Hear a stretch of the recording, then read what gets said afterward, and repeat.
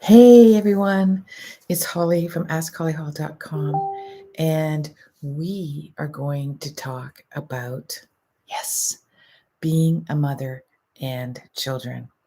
This is important because when I do a lot of sessions for my clients, we often talk about their children, newborns, specifically now in this time, we are talking about their educational needs. With everything going on around COVID, there seems to be a, a challenge because of lockdowns and etc. That's been happening since oh, since when? It's been happening for almost 2 years now, right? And a lot of my clients have discovered that their children's needs were not being accommodated in the school system, and their needs at home are being much more accommodated. However, we have a lot of parents that are not that happy with that.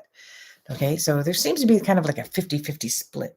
Here in Canada, Ontario specifically, we are in the midst of another lockdown, and our children are out of school again, and there's quite a discrepancy between the two. Therefore, when I read for my clients' children, I talk to my clients who are the parents, specifically mothers, on how they can manage their child's education. If you've read my book, 101 Answers from the Universe, you will see that I'm 100% hands down against the current educational traditional system. It is absolutely wrong in so many ways. We could do a whole nother video around that. And I think a lot of you agree on this, but we feel like our hands are tied and there's not a lot that we can do about it. Not everybody wants to homeschool. Not everybody is made to homeschool. And don't you feel damn guilty about not being able to homeschool either, because this is not the way it's supposed to be. Our kids are not supposed to be trapped in their living room with their parent teaching them. No, they're supposed to be mingling and enjoying life with other children.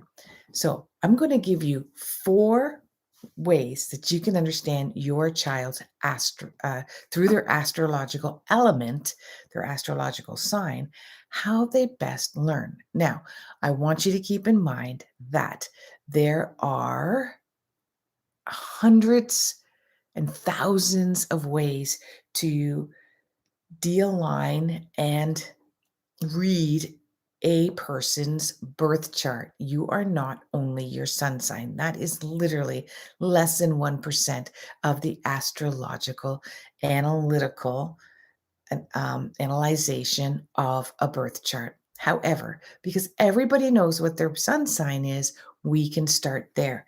If you happen to know your child's moon sign, then, and you can look that up, you can look up moon sign calculator on Google and you can find that out, then you might want to take a look at that as well.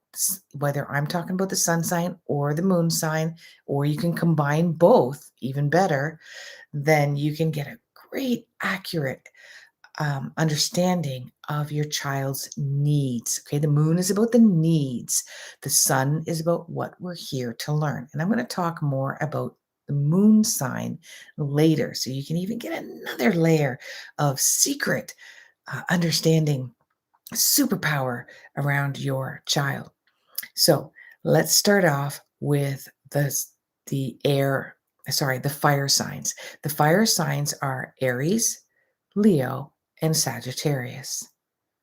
Now, Aries, Leo, and Sagittarius, the fire signs, are very, very anxious. They're restless, they're eager, they're independent, and they're intelligent. They're intelligent.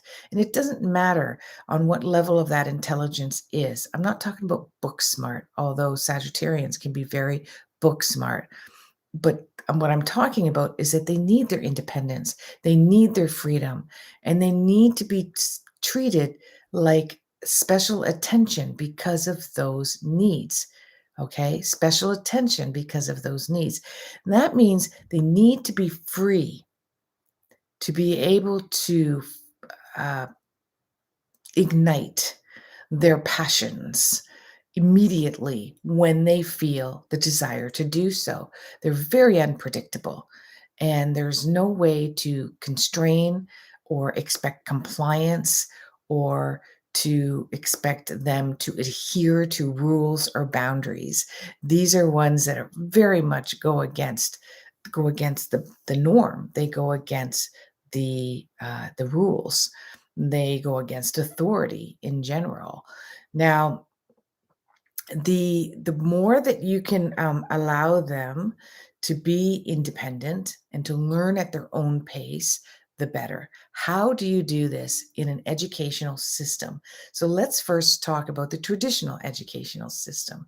The best way is to impress upon diligently with your teacher, their teacher, that if they are allowed space to be able to veer off, meander off at any given time, and to learn how they want to learn. So, for instance, a great idea is a workspace.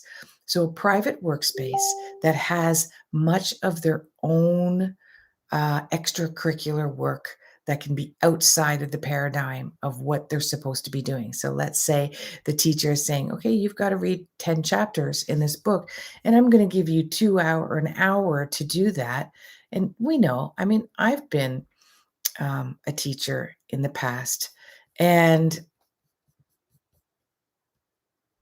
and it's it's not easy to hold down these hyperactive, active children. Okay. But I also know that when we're asking our children to sit for an hour and read, it's because we have work to do at our own desk or marking papers or just need a break. Okay. But if you can allow the children to be able to meander off, maybe they need to go for a walk down the hallway or go to the library, or there is a work desk where they can work on something different. Okay. That's what I would allow these children to do. All right. Now, you may find that there's a child that isn't a fire sign at all, but still has those needs. Most likely, they have a they are a sun sign around the fire sign, such as Aquarius and Pisces, or Taurus and Gemini, and therefore they do have some Aries in them, and they need this. And you know what's going to happen? They're going to become argumentative, competitive in nature. They also like a challenge. All right. They like a challenge. Aries likes just even a physical challenge. Leo likes to have a I can show you I'm better than somebody else challenge.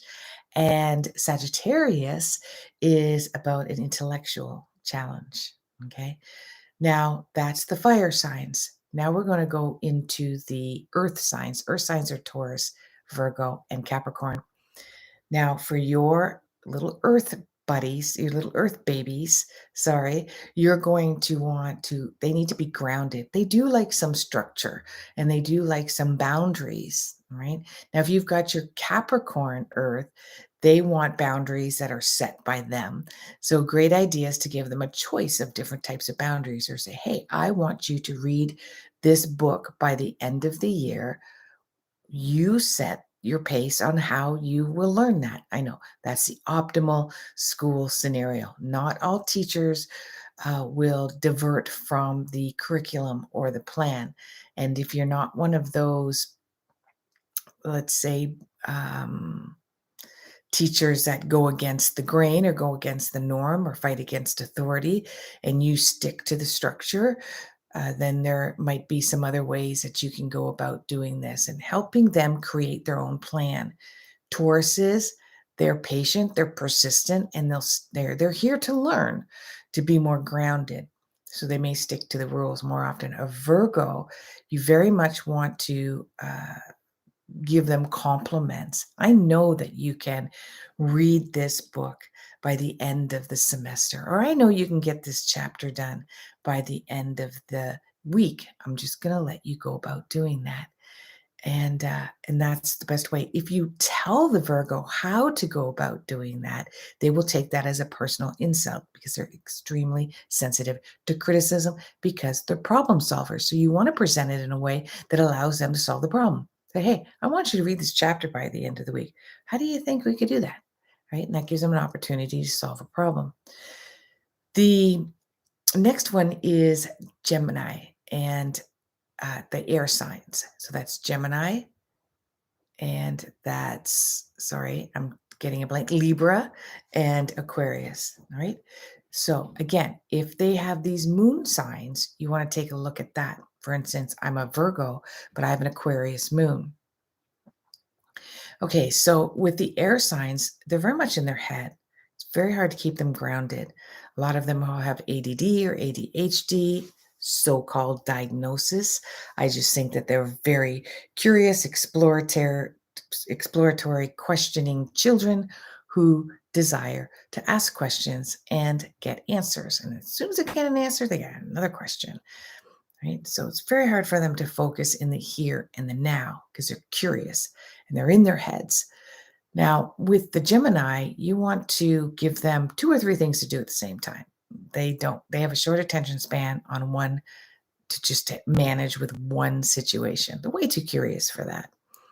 The Libra, they're people pleasers. You got to be very careful. They're going to do what you want them to do, but it may not be what they want to do. So if you can give them choices, or if you've got students or children like this, and you got more than one child, and you can implement or inject a situation, maybe a daily or a weekly situation where you take turns. Let's say it's watching a movie or reading a book or doing homework or setting the table or picking out what game that's going to be played, or who's going to be the one that implements the rules, right, to the other children. Give them all equal opportunity to take turns in implementing those situations. Libras love that. They want fair game. With Aquarius children, they just want to be unique and different. Don't compare them to anybody else. Just saying. So now we're at water signs. It's Cancer, Scorpio, and Pisces. They're all extremely emotionally biased. That means they look at their world in their emotional lens. How does it feel? Right? The air signs are, what do you think? What do you think about that? How do you think we should do this? The water signs, you want to use the word feel. How do you feel about this? What do you feel we should do? Why do you feel that way? How do you feel we can solve this problem? Okay. They're slower to process, and that doesn't mean anything. That's not about being smart or not smart. It's about that they need time to absorb, process, make it enter their body intuitively and come out with a balanced understanding of the situation, both head, heart, and mind and soul. And so with the Cancer, they're here to learn emotions. They're here to know feelings. So these younger students, these younger children, are going to be very emotionally uh, wrapped up in their education. And so when they're frustrated, they feel bound, or the educational system isn't in coherence with who they are, they will cry, and they will cry a lot. And stopping that crying is a big mistake. Understanding that crying is a symbol, a signal, a red flag that the education isn't in coherence, or whatever's going on at home isn't in coherence. It's going too fast. It's not slowed paced enough. It's not allowing them to absorb step by step. This is what's happening. Okay. And they do need boundaries, and they do need answers, but at a much slower pace, where it's not uh, geared, or sorry, it's not coming from frustration, urgency, or immediate action. The Scorpio, they need time. They're the detectives. They're analytical souls, and they need time also to really think things out. What motivates other people? What motivates them? What do I trust this situation? If you've done anything to challenge their trust, it could be something as simple as, "Hey, this is the best book ever in the world. You should read it." And they read it and they're like, "Oh man, I don't like any of this." They won't trust any suggestions of books that anybody will give them again. They have to trust their own judgment, and that's what they're here to learn. Pisces, they're the healers. They absorb all of the feelings and the emotions of all those little students all around them, even their teachers, their mothers. They feel all the feelings of other people and they just want to heal. And they're artists and the musicians and music. If you can play music for those children, that is what helps them learn fast, specifically music without words. Okay. So I was going to do some live readings, but I didn't give enough pre-warnings, so there isn't anybody here. If you want to ask some questions in the comments below, please subscribe, please like, because when you subscribe, you will get instant notification when I pop on to give free readings. All right. I don't do a lot throughout the week because I'm really busy with my readings that have been booked weeks in advance. Highly endorsed by Dr. Shafali, who's a parenting coach. I love working with children and parents, but I like working with anybody about anything, you name it. You've got a question, I can help you find the answer. Hence, askhollyhall.com. The moon sign is extremely important in a birth chart. It represents your childhood. It represents your relationship with your mother. It represents your past life. When I look at somebody's astrological chart and when I look at their moon sign, I see their childhood in detail, their relationship with their mother in detail, and also their past lives in detail. This also is about your emotional daily needs and what kind of mother have you had and what kind of mother do you need to be. Now, don't get me wrong, I've got a lot of clients that are men that have their moon sign or their Mars, let's say, in Cancer, and therefore they have a very strong nurturing mother need towards their children or towards the people that they care for or their coworkers. So the moon sign changes every 2.5 days astrologically on a daily basis. And therefore, this is what really defines one astrological sign separate from another. It also uh, can change our behaviors and the flavor of our moods on a daily basis. Every 2.5 days, it's going to shift. Take a look at that. See how you feel every 2.5 days. See if you can feel an instant shift, right? And then look up the moon sign, just Google it and see if it shifted. They go from 0 to 30 degrees. Okay, 12 of them making 360-degree, a full circle. Okay, everyone, this is it. AskHollyHall.com. Thank you for your time. Namaste.